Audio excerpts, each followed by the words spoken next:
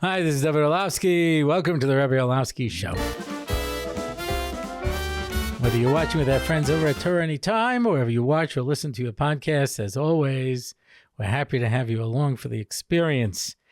And I'm happy to present to you now the second part of my conversation with Rabbi Zecharya Greenwald about the matzav dealing with Bal Teshuva and his book that he wrote on the topic and things going on in society.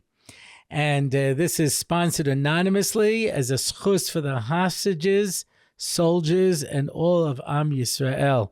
And Mirza Hashem, as my father used to say, from your mouth to God's ears. And it should be a schus for everybody, all the Torah that we learn and all the good things that we do. And as always, thank you to all of our sponsors and to all of the future sponsors who I'm looking forward to sending in their sponsorships so that we can continue doing the good work that we do. And now the second part of my interview with Rabbi Greenwald. Now, it's a truism. I don't know if it's true, but it's a truism that a lot of the off-the-derech kids are coming from families that are Bal Teshuva. It's true. Yeah. It is unfortunately true. And if you... Why is that? Because anyone that goes to a different society, it's also true about Americans coming to Israel. It's true about Israelis going to America.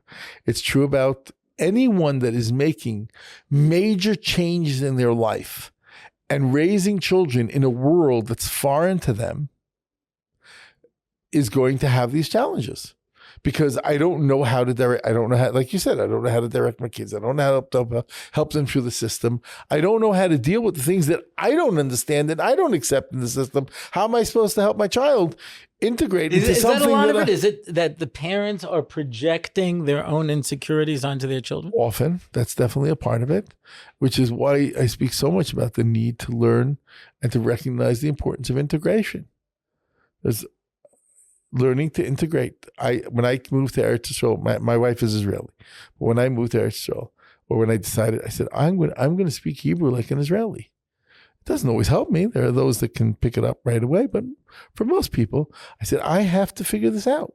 I have to figure it out because I don't want my kids to be embarrassed every time. I didn't realize that they were going to be embarrassed by other things. They're going to be embarrassed said to me once. by the fact that they call me Tati because I call my father Tati because in America that was normal, and here Tati is weird only by Chassidish, and my kids are not Chassidish. So my kids would call, and when I would call them in school, they would do everything they can to make sure I didn't say the word Tati. You know, there are other things. My yarmulke is. I didn't even know that my yarmulke was different than everyone around me because I don't see those things. But I'm wearing a regular American cloth yarmulke, and Israelis all wear velvet. Sure. And I didn't realize that I was an anomaly until my kids. After that, some of my kids were married. They said to me, "Why are you wearing that?"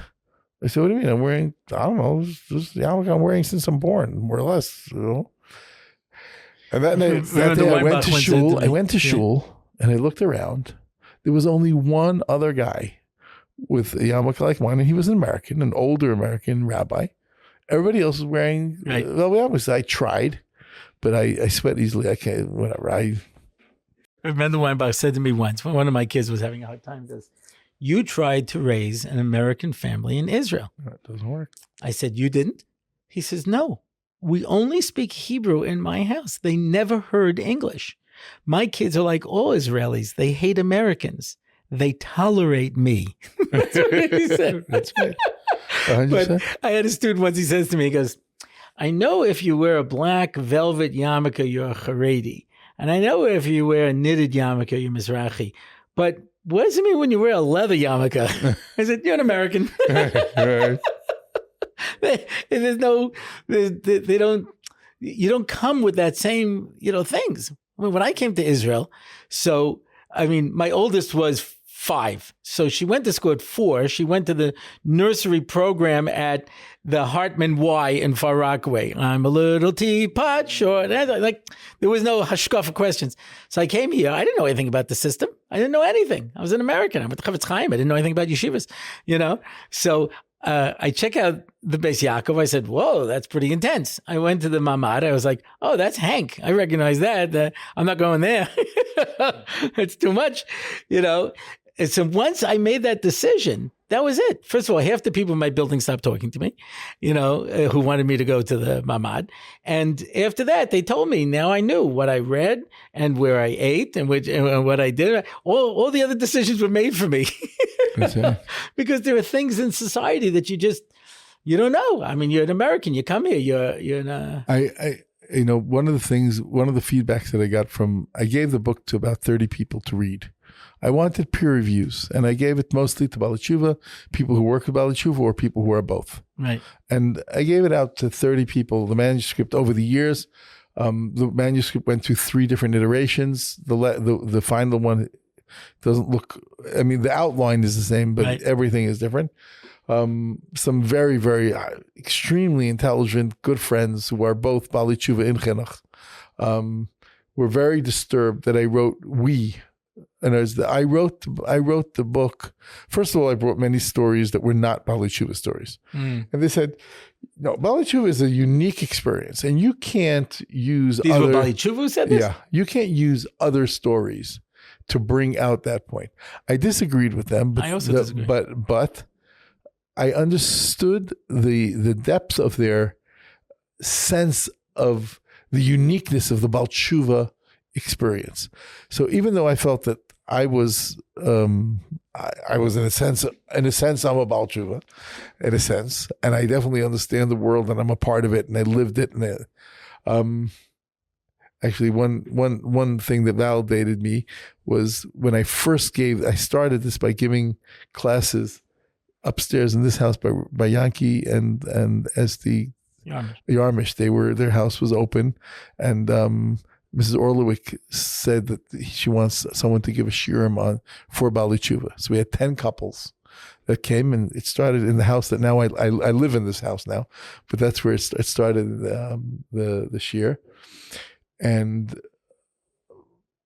I think it was my brother or sister-in-law, someone came back from a wedding and said, "Oh, your name was discussed at the table." I said, "Really? What was the discussion?" They said, "We're going to this class by a rabbi who's a Bal Teshuva, and it's so good," and they were loving it. So somebody said, "What's his name?" He said, "Rabbi Zecharya Greenwald."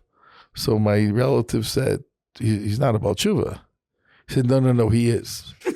They said, No, he's not. I know him for right.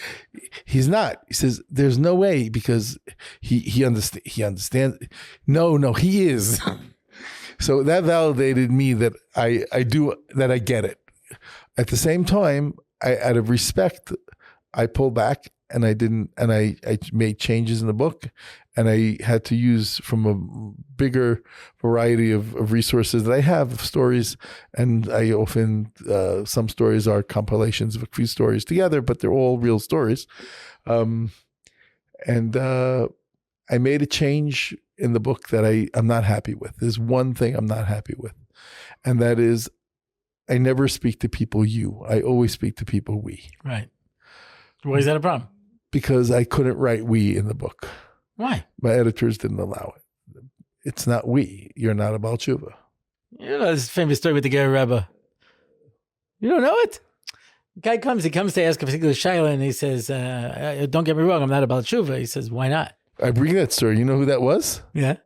Rabbi Ephraim Greenbaum, Efri. Oh, that's who it was? Rabbi Ephraim Greenbaum went to the Ger Rebbe about the Torah Shlema that he was writing for his grandfather. And he said to him, "What do you do?" He says, "I'm in Ar Samech, but I'm not a Bal Teshuva." And he looked at him and said, "Favos nicht. Why not? Why are you a Bal Teshuva?" This was the Beis Yisrael? Yeah. I don't remember. I think so.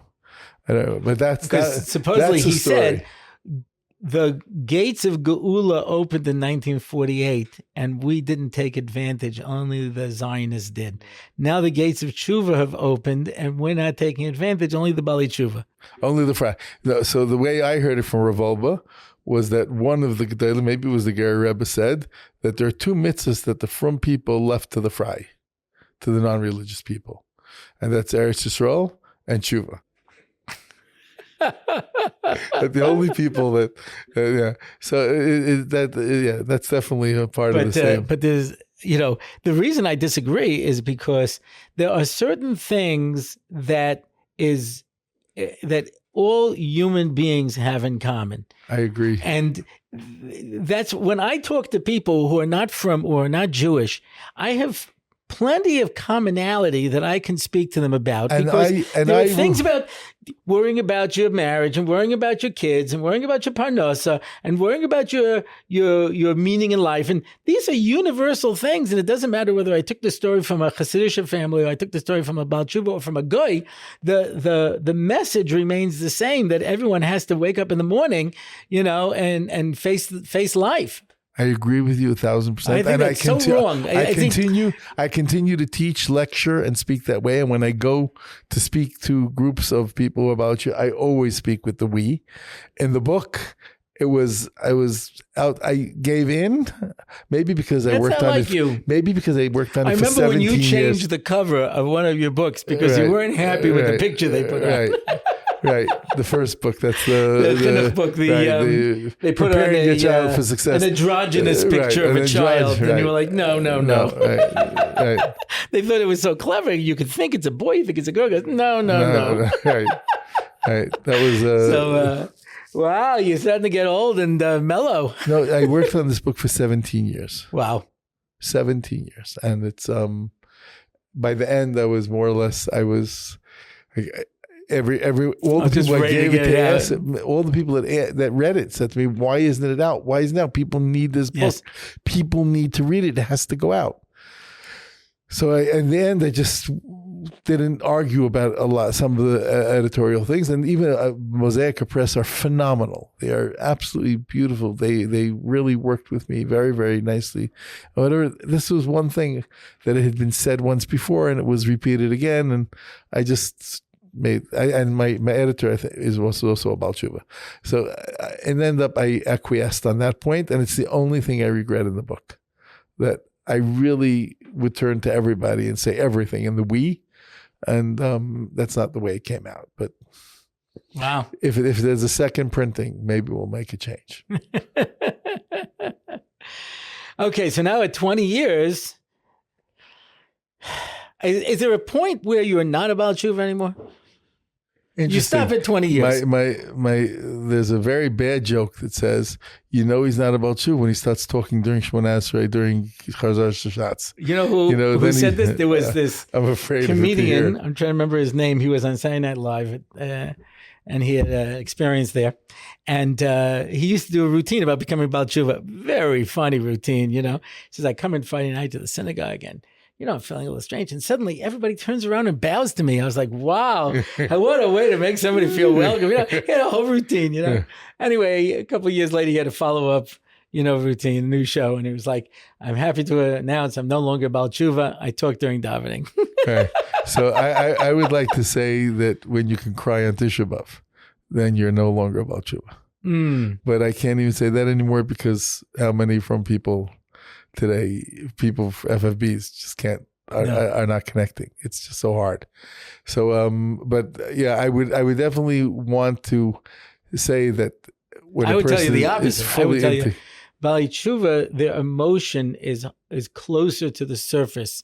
Part of becoming frum is you, especially today, you have to have a certain cynical edge to you.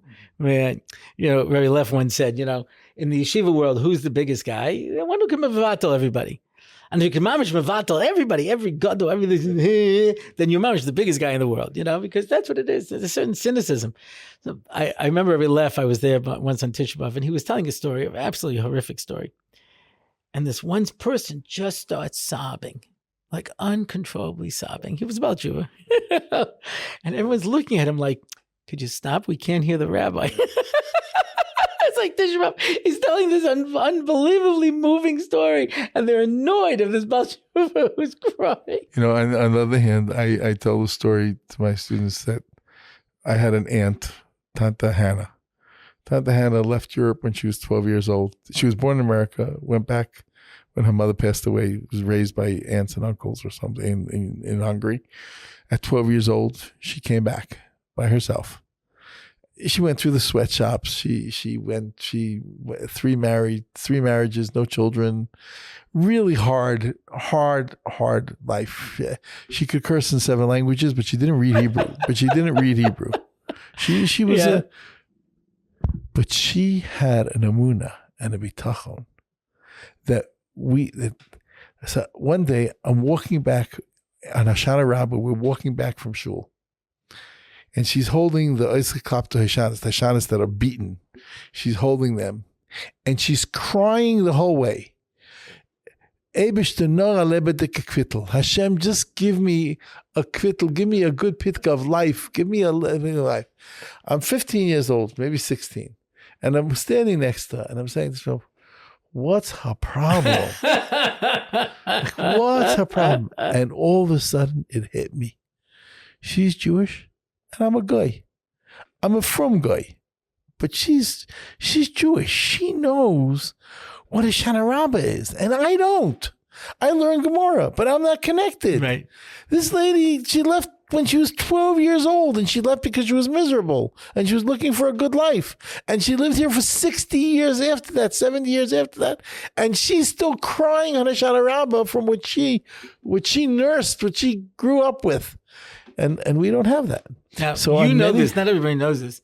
Not everyone is Ba'ad Kiriv. Yes, I know right? that. Yes. In fact, years ago when I was running NCSY, I was at a Shabbos meal by Teshuvah, Ram in the yeshiva, and his wife said, "What do we need these Bal Teshuva? They just mess up the yichus." And somebody said to me, another from person goes, "I don't know. We need all these Bal Teshuva. As it is, we don't have spots in the school for our children. We can't find parking. We need more Jews." That's a kind of cynicism and evil. But you can find it. You can find it. So I was at a chasana, and this is the question that people ask in a different form. And Mati Berger was there from Eish Torah. And someone said, "Why are we spending all this money on Bal Teshuva?" He says, "Our own kids need help. Our own kids. We have to build our own institutions and take care of our own kids. And there's so many of them falling through. What do we have to go reach out for Bal Teshuva for?" And he gave an answer which was unbelievable. He said, "We need someone who still believes in this." We don't believe in it anymore. You know what I mean? So when you find about Teshuva, it's like, oh my gosh, this guy really believes it. Like at the sad story, he'll cry. Yeah, but if you go to the vast yeshiva world, there are tens of thousands of people who really believe it, who are not who have it because here's a Talmud of Revolta. It's a food. It's in their blood, and it's in their bloodstream, and it's in their thoughts and machshava.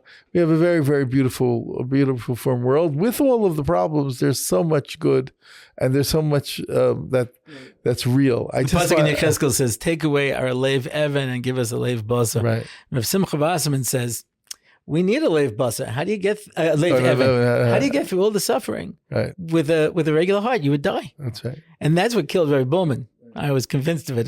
Rabbi Bullman, he took everything right in the heart. Yeah. He was just he would start to talk and he would start to cry, and he would hear a story and he would start to cry. It was just you can't that's the hard to stay in this world. Was the same. Yeah. So that's why he says if you haven't got a stone heart, how are you going to get through everything? But that's why we ask for at the end of days when Mashiach comes. Right. Hashem says, "Now I can take away. Now I can take it away. Now I can take away the heart." I don't think we're there yet. Stone. I don't know. I hope we're really close. Bal Teshuva take it very for real. This is for real for them. Yes. Do you ever see the letter? It was the copy of the speech by the fellow who was. It was at Lincoln Square Synagogue had a beginner's minyan. For people who didn't know anything, right? And they had a graduation. And this fellow speaks, he says, "I'm going to interrupt this, this party of self-adulation, how wonderful you all are." He says, "I'm an FFB. Let me tell you what we think of you. We don't like you. And I'll tell you why." He says, Rabbi Buchwald comes up to me and says, "Can I take a couple of his beginners home for Friday night? Since he asked me in front of them, I have no choice, He says, "Usually I go in the elevator and I wait for someone to push it." And they said, "Oh, no, Rabbi Buchwald says you shouldn't do that." Sure, right? Buchwald lives on the second floor. I live on the 12th. Fine. We walk up 12 floors, you know? He says, my idea of a Friday night is to eat quickly and get into bed as quickly as possible. These people all want to make their own Kiddush at 3 words a minute. And then they all want to sing Zmiris, every Zemer in the book. And then they want to say Shalom Aleichem 3 times because that's how Rabbi Buchwald does it. And then they want to say a Dvar Torah, every Dvar Torah they ever heard. And he goes on and on like this. He says, now you see why we don't like you. He says, because you force us to ask ourselves, could we give up everything in our lives, turn our back on our family and our life, and change it all around for the truth? Beautiful. And we don't like the answer. Beautiful, beautiful, beautiful. But it's so beautiful. So Thank threatening. you. That's a yes. It's much threatening. Yes, for some people it's threatening. Yes, because for some people it's threatening, and then like for others. For those builders who are Makarev, and for those builders who are out there doing it, the big people that are out there doing things, it's not threatening to them. This is what they're trying to bring them towards because that's where they're from. So that's now, where they're from. With the Teshuvah movement having been around for 50 years, with the exception of your mother, right? So what percentage of the frum world are Bali Teshuvah, if you had to guesstimate? I would say 20%. I'm thinking it's more like 40%. Maybe 25.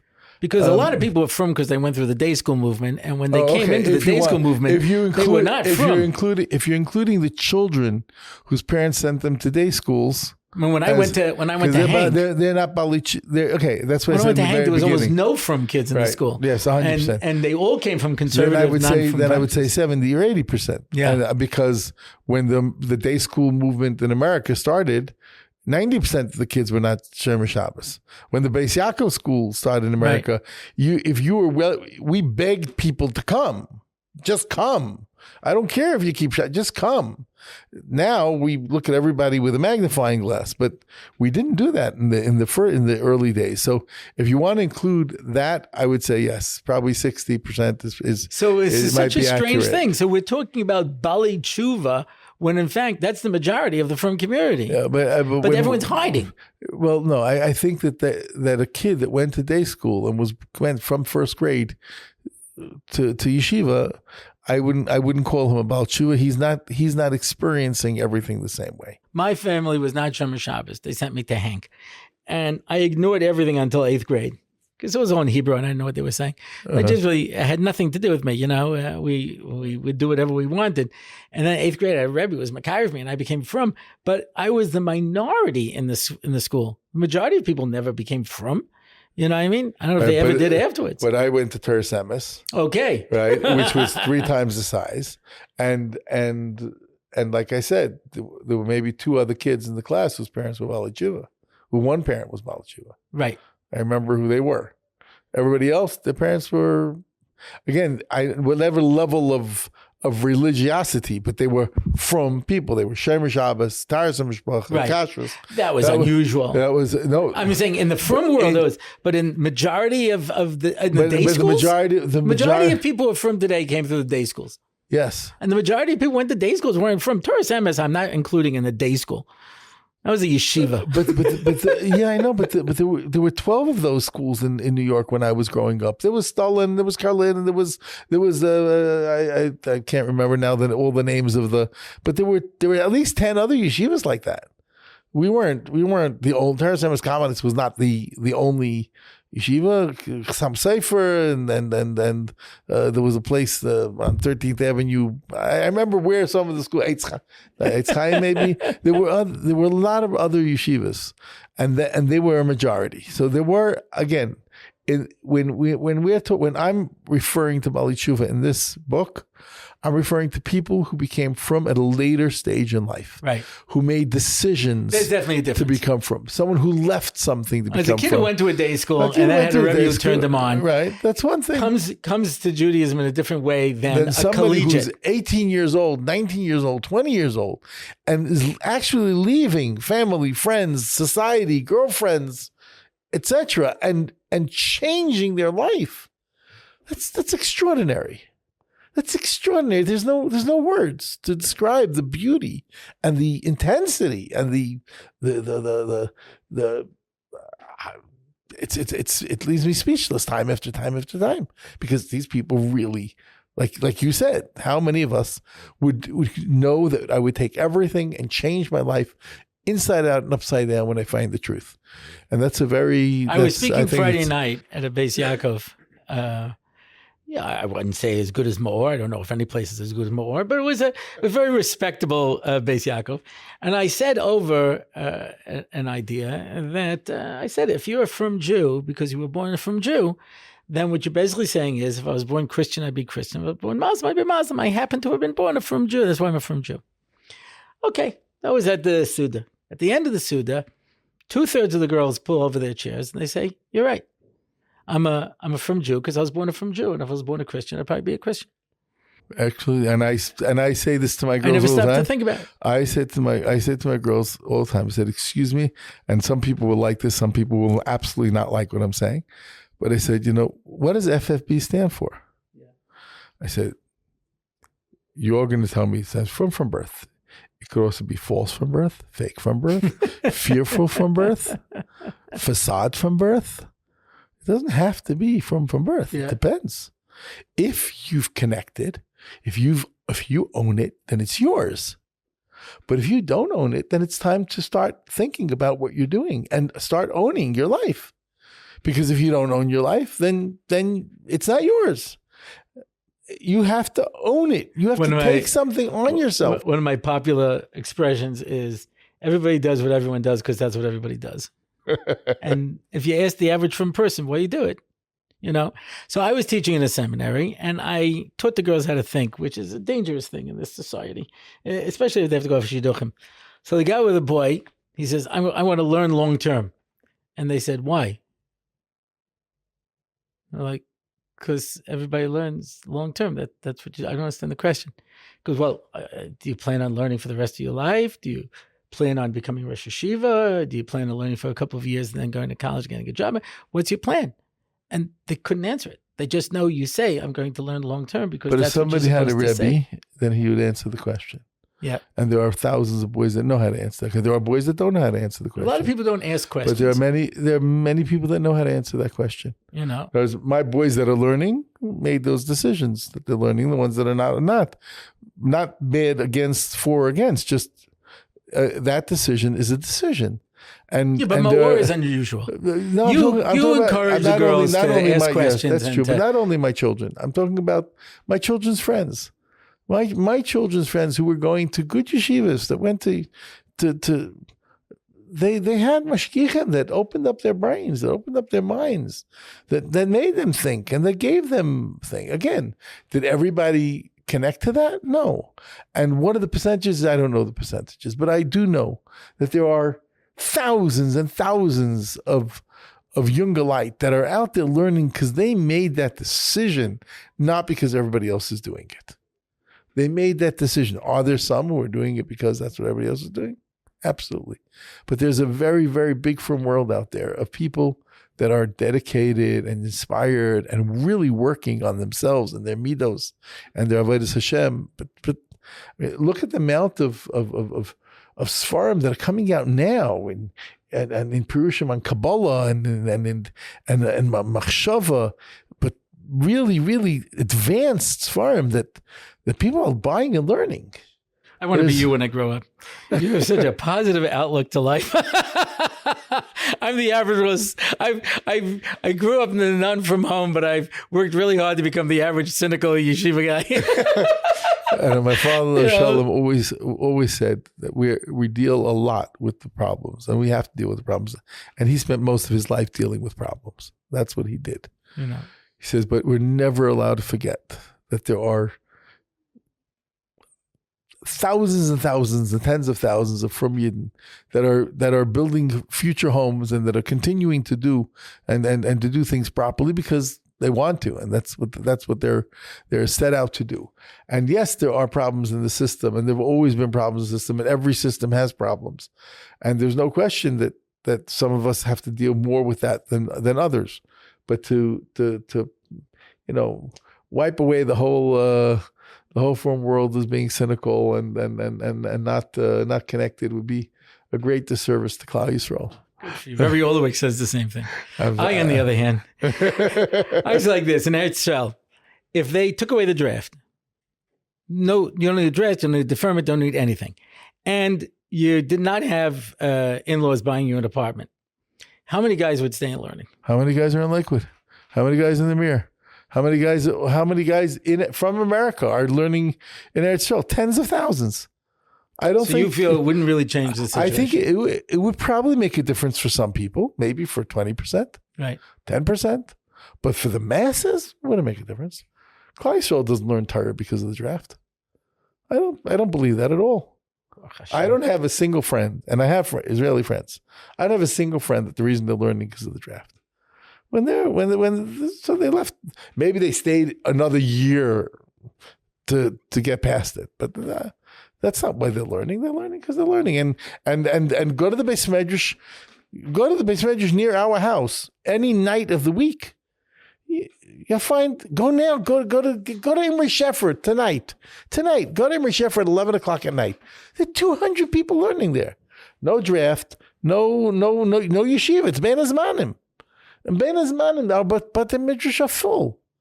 Klal Yisrael is alive and kicking. Zecharya, Klal Yisrael is lucky to have you, let me tell you. Unfortunately, they got me too. Anyway, but your area of expertise that you're known for is really chinuch. What's the difference in the challenges of being mechanech, a regular frum kid and a Bal Teshuva? No difference. None. I had a yeshiva for the boys that were the bottom of the barrel. And now I have a yeshiva for the girls who are creme la creme. And there's no difference. Chinuch is helping a person face themselves, recognize themselves, take responsibility for themselves. And there's no difference. Oh, it's a different world than 50 years ago. Girl, it's a different world because we're starting in a different place. But the same thing is the vibe. Yes, I expect less. I've changed certain expectations from 25 years ago when I knew that I could really break through within 2 months. And now it could take 6 or 7 months. Ramesha Shapiro told me, really, you need 2 years. 1 year is not enough. And we opened up a second-year program where the girls get a BA, but they also, they come out more solid. It's everyone, the world is disconnected. And chinuch is connecting. Chinuch is making a connection. It's connecting a person to themselves. You connect to them and help them connect to themselves. That's what chinuch is. I say the biggest challenge in chinuch today is when I was growing up, you never told your parents no. It wasn't even a havamina. You could mumble and grumble if they weren't looking behind your back. And you didn't say no. But today a kid will say no. So once the underlying principle of authority. I'm the parent and you are the child and I tell you what to do is broken, then none of the classic works on chinuch help you anymore because all of them are describing how you tell it to the kid, what you tell it to the kid, but not that the kid is not even going to acknowledge you as the parent and listen to you. And that's I think the biggest challenge today is that parents, they'll tell a kid something, the kid says no. No, there's no authority. And if you want, you can throw me out. I have places to go. There's no authority in the world. We're living in a world with no authority. That's the last mission in Saita. Right. There's no authority. That's exactly what happened. And that's why that's so it's a whole different book. So your book on chinuch has to be completely different than Rav Wolbe's book on chinuch. No. Rav Wolbe's book on chinuch is timeless. My book on chinuch has built on many of those things, but my book on chinuch, which I wrote 15 years ago, is also, it's not different than what I write it now because I didn't try to do A, B, and C. I try to understand what is the dynamics between you and your child, and then work from there. So the mechanics are the same, the tools are the same. Do you need a longer screwdriver or a shorter screwdriver? Do you need a bigger hammer or a smaller hammer? Do you need that changes, but the dynamic of chinuch is the same. But if kids don't accept parental authority, first of all, kids don't accept themselves. Right, I'm okay with that. When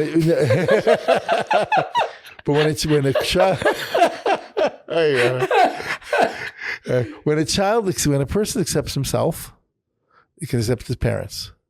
When a parent accepts themselves, they can accept their kids. When there's acceptance and then love and structure and respect, everything changes. And yes, it's harder now to create that structure with love and respect and acceptance. It's harder because in a superficial world. I saw some quotes from Gershon Edelstein that I can't believe. I just can't believe it.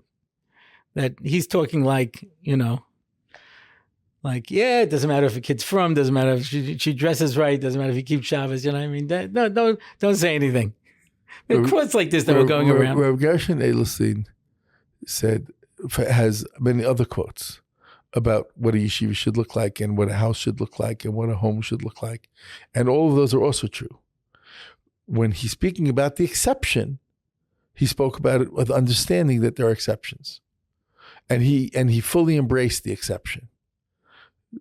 Taking the exception and turning it into bad and evil is not going to be helpful to anyone. Right. When Gershon Edelstein said how to be mechanech, he didn't say everything's okay. He spoke very, very clearly about what his yeshiva, and he made things work the way they're supposed to work. Right. When there's an exception, a kid falls out, a kid can't do it, a kid has challenges, whatever they are, then you accept the child where he is, and you understand, and you work with, and you love, and you create structure from a different place. But it's not that Gershon Edelstein felt that we shouldn't be mechanech anymore, right, and that the world now is just hefker, so let everybody be hefker. He's speaking about it's good to hear that, because a lot of the quotes made it sound that way that I read in yes, because from publications. There are people who believe that that's the way it is now, that there's no more chinuch. There is chinuch, and we need to be able to say no, and we need to be able to set boundaries. What do you do when there's a child that doesn't accept boundaries? What do you do when the child, then no matter what you say, opposition, oppositional or something, or defiance syndrome, oppositional defiance syndrome. Then you have to deal differently, because how do you feed your kids? You feed your kids with a normal diet. What do you do with a kid who has allergies? You give them a different diet. Right. You don't say, no, you have to eat your string beans if he's allergic to string beans. You obviously you're going to make changes, but that's what we're talking about. When you see things like that, you always have to recognize that it's speaking about the exception. Because it seems like we have extremes. There are kids who are on the straight and narrow, wear their hat and jacket, learn 3-star a day, and there are kids who are on the street doing drugs. So a mother calls me up and she says, I don't know what to do. My kid is drifting. I see he's heading up there. And I called up a number of these organizations and they said, is he on the street? He said, no, because we can't help us. We can't help him. Call us when he's on the street. I'm like, why isn't there an ounce of prevention is worth a pound of cure, right? Or as Chazal say, one person who unloads the donkey, it'll take 10 people to pick it back up. So why don't we have some kind of system in place where when kids start drifting, we come down on them like a ton of bricks to yeshivas, and they discipline them and they throw them out and things like this. And once the kid's on the street, we'll do everything in the world for him. It's a very, very serious problem. I identified that one correctly? You identified that very, very well. Very, very well. I've been wrong so much today. I had a yeshiva for 12, 13 years with kids that were having a hard time. And I said, let's not build a hospital under the hole in the bridge. Let's try to fix the bridge. Right. And that was my motto. It's clever line. It's not my line. It's actually, I saw it in a one of the Bal Teshuva artist who was the Yair Nevi. Okay. So he in one of the early magazines, of the Frum magazines. So he had a picture of a bridge with cars falling off, and with a big hospital being built underneath the bridge. Right, and that's very clever. Yeah. So I had a yeshiva for kids in that space. Very, very difficult for parents to identify it before it's too late. It's so interesting. Very difficult. We have more understanding for a kid who goes off than for a kid who's going off. because we don't understand what's happening. Why is he going off? And we look at it as our inadequacy. And we end up being judgmental of ourselves and then of the kids. This is another whole discussion, but this is also part of. I mean, it's definitely spoken about in the book. But it's really a fascinating sad situation where you don't want to put a kid with kids that are already off the derech when he's not off the derech. And that's these pieces say. So we're going to take these kids. My kids in this yeshiva are already Mechal Shabbos. He's not Mechal Shabbos. You want to put them together? Right. And it's a very serious question. Should you put them together or shouldn't put them together? I came to a conclusion after many, many years in the yeshiva world working with kids like this. The amount of money that it takes to take care of one of these kids in these small systems, it would be the same amount of money. It's harder to raise and harder to get, but maybe it's better to take every kid and build him his own structure than to create a school for that. Right. It's so expensive. It's so my budget was something like $600,000 a year for 30 kids. If I would have that amount of money for every kid per year and just take care of each kid. But again, it's easier to build. It's hard to do. I'm not saying we shouldn't have yeshivas like that. I'm not giving any conclusive. What I am trying to say is that these are very difficult dilemmas. Because when you put them together, it's Ishas Re'ehu Yomar Chalash, right? Instead of every person being mechazik each other, this kid learns, oh, that's where the girls are. Oh, that's where the drugs are. Oh, that's where this is. That's where that is. That's what people say about prison. Send the kid to prison, he becomes a better criminal. That's right. That's right. So it's not always so simple. So a kid who's like after my own heart because he's a cynic, he says, if I stay in yeshiva and I really work and I really try, I'll get nothing but contempt and complaints because I'm not up to the standard. He says, if I go off the derech and I go off to the street, people will take me out for dinner. People will take me on trips. People will buy me all kinds of stuff. Suddenly I'm a star. And I was like, I don't know what to tell this kid. He's right. So when somebody feels that way, what they're really saying is that I feel I'm not successful. For sure. And I'm not successful because I'm comparing myself to others. Because our system's not designed for the non-successful kid. Again, there are many. The average yeshiva. If you're in a yeshiva and you're average yeshiva today, there are so many yeshivas. In the Beis Yaakov system here in Eretz Yisrael, where they're in Yerushalayim, there are 5 schools that are schools, and then 6 splinter schools that are trying to build a school. But in the yeshiva katana system, in the high school system for boys, you have 100 yeshivas. Yeah, but how many of them are different? They're all different. They're all different. That's why more boys are successful, because the chinuch habanim, where it's yeshivas and they're whatever, for all the, I'm not going to go into all the different reasons now, but there's the chinuch habanim is better than the chinuch habanas. Yeah. In America, it's the other way around. Here, it's that's the way it is. Moshe Shapiro said the 3 amudim of girls' chinuch in Israel is chashdanut, malshanut, and shtettelkeit. So suspicion, ratting on each other, and small-mindedness. That was Rabbi Moshe. That's me. That's not me. I know somebody else who was cynical. I had a Rebbe. No, and I had the same Rebbe, and I had the same Rebbe, and we all sent our kids to those schools, and some kids did better, many kids did better, and there's a lot of ignorance as to how to deal with the other. That's really what it's coming from. The same thing I said before about the yeshivas. There's an article There's just ignorance in how to deal with someone who's any different. Article in Jewish Observer about this girl who had Tourette's syndrome in Beis Yaakov, and they had no idea how to deal with it. Eventually, the girl killed herself because she just couldn't handle the lack of acceptance. A person who, But there are kids. I know that there are boys and girls with Tourette's syndrome in the frum world that make it. It's not, again, it depends on which school and who the principal was and how the parents dealt with it. It's hard. It's hard. It's a very hard thing. Dealing with the other is a challenge. And that's a challenge that not all people have the intelligence, the sensitivity, the intuitiveness to know how to deal with the other.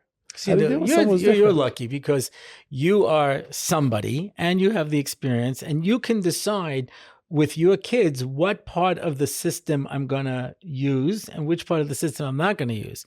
But getting back to our topic of Bal Teshuva, they come in libo pasuach, and if the school tells them something, then okay, So this parent asked in the Beis Yaakov here, the local Beis Yaakov, he says, a relative came back and brought my daughter Mickey Mouse socks. Can she wear them when she's at home? He says, no. We don't do that, right? Would you let one of your kids wear Mickey Mouse socks at the house? I for sure would. You're okay. But you're asking, you know what I mean? So you're asking, it's like, besser nicht. So I wouldn't have asked the question. Right. Because you have that. That's what I'm saying. Whereas Bal Teshuva don't know any better. They believe all this stuff. Bal Teshuva have to learn. They believe it. Bal Teshuva have to learn. You don't always ask the school the question. Whereas if you're in a school where you see that everything is, so the person to ask is not always the school. Right? When one of my children needed pets, I didn't ask the yeshiva if I should have pets. I helped him have, and they were in the house and whatever it is. I'm not going to go into that now, but that's the only time I would go to the school. Because I don't want any pets in my house. Goldfish have a life expectancy of a week in my house. And then they're floating up. So my wife doesn't like pets even less than you. But when we decided that this was what this child needed, right. So we did it quietly. You don't have to always do things. That's also part of using. I think it was Tom Sawyer that said, "Common sense ain't so common," right? Ain't as common as it used to be. Yeah. So I think that people have to learn. You don't always ask the school the question. There are some things you learn to ask smart people that the question. That's just being. In Israel, there's a famous thing called the kit bag question. It's a kit bag question. The kit bag is the Israeli. The Hebrew word for the big for the knapsack. Right. So a chayal, when the guy goes to the army, so he gets the kit bag that he's wearing. So the lieutenant says to the guy, "You're late. Run around the camp 3 times." He says, "With the kit bag or without the kit bag?" He never asked that question. He never asked that question. All right. So you did a lot of research for this book. After 20 years, how many of them are mainstreamed? If they've managed to make it through all of the challenges and things, at what point are they not about Teshuvah anymore? I don't think a person ever has to be a non-Bal Teshuva. Like the Ger Rebbe said, we're always growing. We're all supposed to be rethinking. We're all supposed to be reevaluating. We're all supposed to be strengthening. As Rav Moshe said to you, if you can be mechazik somebody, we all need chizuk. I don't think that there's some people deal with things some ways and some people deal with things other ways. I remember my mother telling me that there's certain things when she smells them, she remembers that they tasted very good. And I was like, what?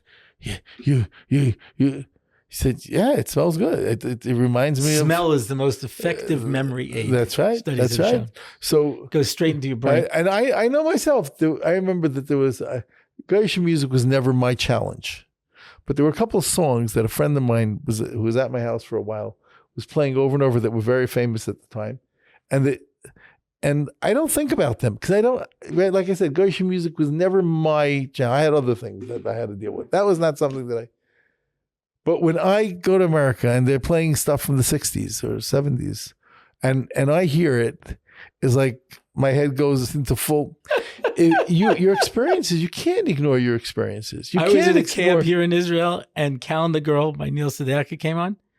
I couldn't get it out of my head literally for 3 months. Uh-huh. It just kept going, yeah, my heart's in a well. And it was stuck. Right. I couldn't get it out. So when somebody has... Now, I don't feel bad because Scheinberg said... That's right, but the Yankees. Yeah, so whenever I hear the Yankees win, I feel good. Right. I think the quote was that he was sitting in the Mishmedrash and he heard a boy say to another boy, the Yankees won the World Series. It didn't happen too often. So he said... It was in the 80s. It used to happen a lot. I said, I couldn't help that. I felt he left America when he was 8 years old. Right. The last time he saw heard Yankees when he was 8 or 9. He says, but I felt good. a little feeling. Yeah. It stays with you. But that's somebody who's in Bal touch. Teshuva, That's right. They carry this with them. And that's why I don't think it can be ignored. Right. That's why I think that they have to learn to come to terms and to come comfortable and self-acceptance. Children of Bal Teshuva are different than regular kids? It depends on levels of integration. Grandchildren? Less. My grandchildren, they're... Less, much, again, depending on levels of integration, but much less.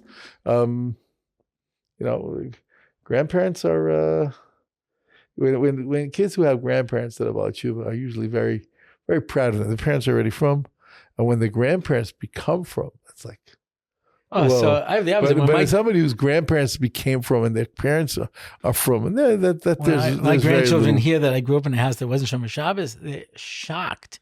Right. Like, what? Zaidi wasn't Shomer Shabbos?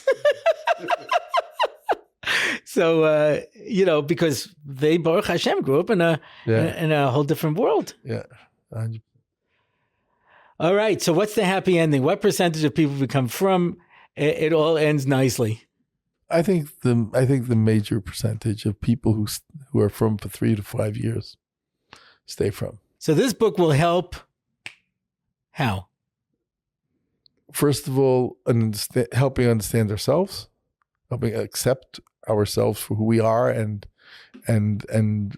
learning to deal with the many different thoughts that go through our mind and the situations.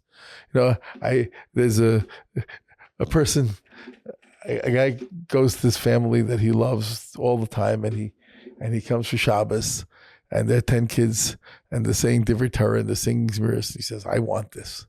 Mm. Right. You know what it takes to raise 10 kids? Some people can do that. Not everybody can do it. Not everybody in the front world has 10 kids. Right. Right. But I'm so inspired when I see this. I say, I want this, but there's a little background that you need. So I go, what does it take raising a large family, what it really takes? Mm-hmm.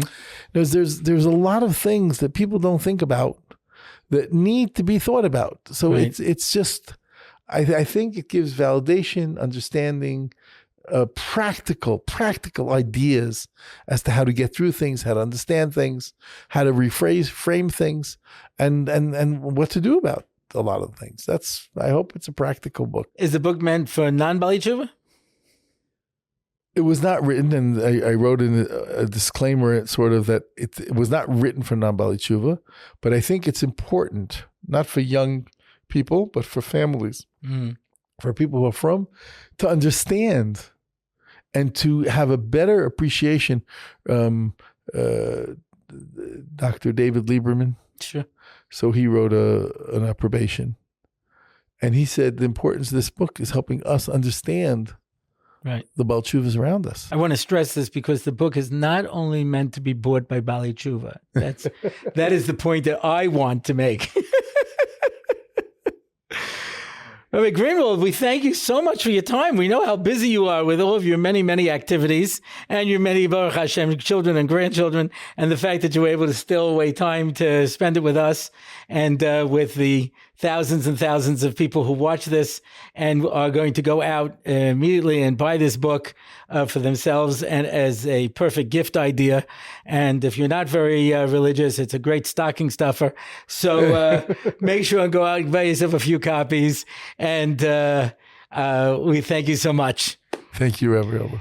Okay, so that's it for now. If you want to find out more about the show, you can go to my website, RabbiOrlofsky.com. You can sign up for one of our online shiurim. You can post a question. You can sponsor an episode, please.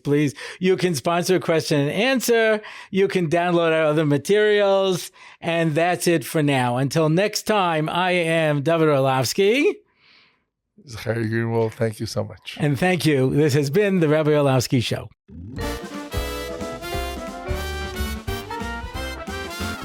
It's the Rabbi Orlofsky Show.